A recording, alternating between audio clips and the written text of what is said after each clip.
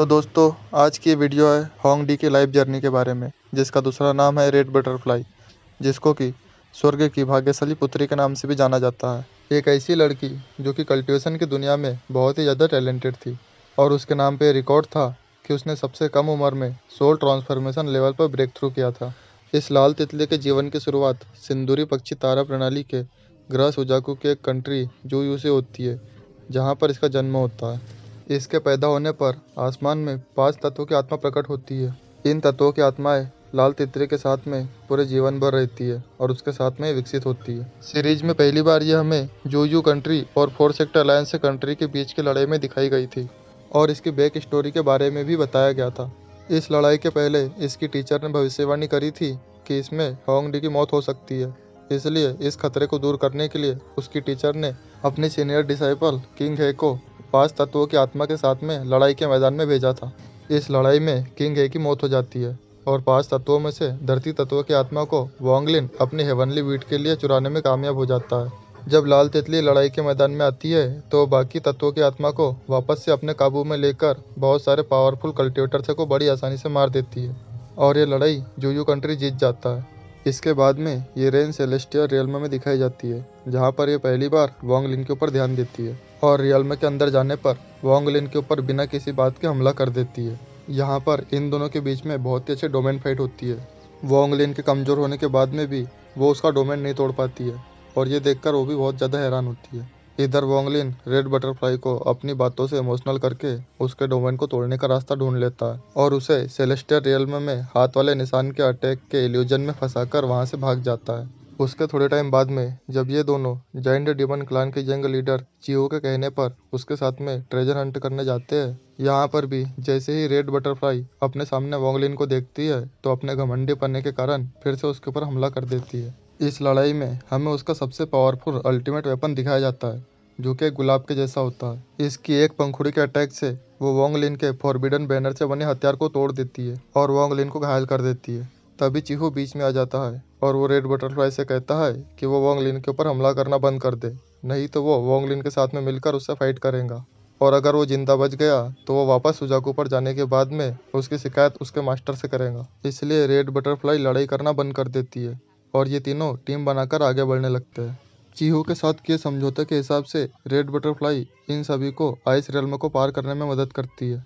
आगे star compass की मदद से ये तीनों वॉइड रेल्म को पार करने की कोशिश करते हैं, जहाँ पर रास्ते में एक एंशिएंट क्रिएचर इनके ऊपर हमला कर देता है। अपनी जान बचाने के लिए रेड बटरफ्लाई फिर से अपने गुलाब के फूल जैसे दिखने वाले अल्टीमेट वेपन को बाहर निकालती है। यहाँ पर ये अपनी जान तो बचा लेते हैं, पर इसमें स्टार कंपास डैमेज हो जाता है। अपने डेस्टिनेशन पर जाने के बाद में इन्हें पता चलता है कि एक पावरफुल कल्टिवेटर जाओ यी ने 1000 साल पहले ही उन सभी खजानों को अपने लिए ले लिया था। यहाँ पर इनका पीछा करते हुए कॉर्पिन सेक्टर का एक पावरफुल एल्डर संताई भी आ जाता है। इस जगह के नीचे और भी लेयर थी, जहाँ पर ये सभी चले जाते हैं। नीचे संताई और जो ये के बीच में फाइट हो रही थी, पर क्योंकि इनका कल्टिवेशन लेवल बहुत हाई था इसलिए ये जगह टूटने लगती है। इसलिए ये दोनों रेड बटरफ्लाई और चीहू की बॉडी को अपने कंट्रोल में लेकर एक दूसरे से फाइट करते हैं ताकि ये जगह ना टूटे। लड़ाई में रेड बटरफ्लाई बहुत ज़्यादा घायल हो जाती है और कमज़ोर होकर नीचे गिर जाती है। खुद को संभालने के बाद में जब वो वापस जाती है तो वोंगलिन उसके ऊपर हमला कर देता है और उसे मारने की कोशिश करता है। अपनी जान बचाने के लिए रेड बटरफ्लाई अपने हाथ में लगे ब्रेसलेट की पावर को एक्टिवेट कर देती है, जिससे उसका कल्टिवेशन कम हो जाता है और वहाँ से भागने की कोशिश करती है। तभी वोंगलिन उसका ध्यान भटकाने के लिए किंग हे के पास का पंखा निकालकर उसे दिखाता है, जिससे उसका ध्यान भटक जाता है और उस पर हमला कर देता है।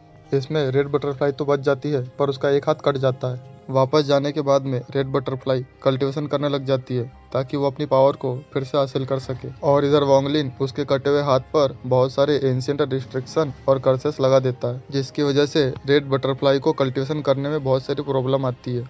तियान्यू सेक्टर का फेंग यूसान रेड बटरफ्लाई को एक फल देता है, जिससे उसका कटा हुआ हाथ वापस से ठीक हो जाएगा, पर वो उस फल को नहीं खाती है और मना करते हुए कहती है कि वो इसी हालत में वोंगलिन को जान से मारेंगी। इसके बाद में उस समय के करंट सुजाकू के आदेश पर वोंगलिन रेड बटरफ्लाई से फाइट करने के लिए सुजाकू कंट्री जाता है और ये फाइट रेनेगाड इमॉर्टल की सबसे अच्छी फाइट में से एक थी।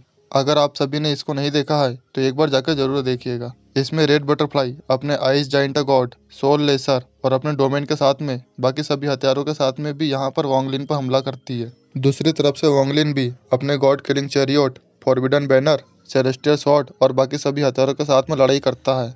इसमें वोंगलिन घायल भी होता है और एक बार रेड बटरफ्लाई के डोमेन में फंसने के बाद में मरने वाला होता है, पर फाइट में उसके डोमेन की पावर भी बढ़ जाती है और वो खुद को बचाने में कामयाब हो जाता है। फिर एक बहुत मुश्किल फाइट के बाद में वो रेड बटरफ्लाई को हरा देता है और जब उस पर आखिरी हमला करके उसे मारने वाला होता है तो वहाँ पर करंट सुजाकू इनके फाइट को रोककर रेड बटरफ्लाई को बचा लेता है। फाइट के बाद में जब रेड बटरफ्लाई अपने पैलेस में खुद को ठीक करने के लिए कल्टीवेशन कर रही होती है, तभी वहाँ पर जूके जी का पहला डिसाइपल कियानफेंग आ जाता है और उस पर हमला करके उसे अपने काबू में कर लेता है और अपना पपेट बना लेता है।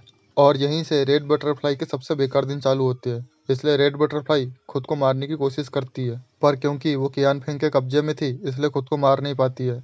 पर जब सुजाकू और अमर कबीले के बीच में लड़ाई चालू होती है तो वोंगलिन अपनी आत्मा का टुकड़ा लेने जाता है। वहाँ पर ये कियानफेंग के सामने आता है तो कियानफेंग रेड बटरफ्लाई को लड़ाई के लिए भेजता है। इसमें रेड बटरफ्लाई अपनी बची हुई सोल से अपने बॉडी को फिर से अपने काबू में कर लेती है और खुद को मारने का कहती है। इस फेयर फाइट में वोंगलिन रेड बटरफ्लाई को जान से मार देता है। मरने से पहले वो वोंगलिन को जुयू कंट्री में एक जगह पर जाने का कहती है जहाँ पर एक नीला गुलाब होता है, जो कि आने वाले समय में वोंगलिन की बहुत बड़ी फाइट में मदद भी करती है और उसकी जान बचाती है। और नॉवल के हिसाब से रेड बटरफ्लाई की सोल यहाँ से दूसरे रियल्म में टेलीपोर्ट होकर चली जाती है।